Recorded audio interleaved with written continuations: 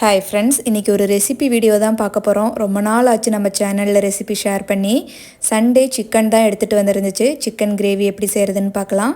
ஒரு கடாயில் எண்ணெய் ஊற்றிட்டு எண்ணெய் நல்லா சூடானதுக்கப்புறமா பட்டை கிராம்பு ஆட் பண்ணிக்கலாம். 4 பெரிய வெங்காயம், 4 பச்சை மிளகா நல்லா வதங்கினதுக்கப்புறமா இஞ்சி பூண்டு பேஸ்ட்டு, தக்காளி ஒரு 4 தக்காளி அரிஞ்சு ஆட் பண்ணியிருக்கேன். அதையும் நல்லா வதக்கிக்கலாம்.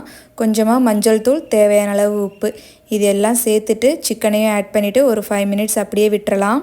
1 ஸ்பூன் மிளகாத்தூள், 2 ஸ்பூன் கரம் மசாலா சேர்த்து நல்லா மிக்ஸ் பண்ணி மூடி வச்சிடலாம். ஒரு 1/4 மூடி தேங்காய், 10 முந்திரி பருப்பு, 1 ஸ்பூன் கசகசா சேர்த்து நல்லா நைஸாக அரைச்சி எடுத்துக்கலாம். சிக்கன் நல்லா வெந்ததுக்கப்புறமா லாஸ்ட்டாக தேங்காவையும் சேர்த்துட்டு ஒரு 5 மினிட்ஸ் இருந்தால் போதும்.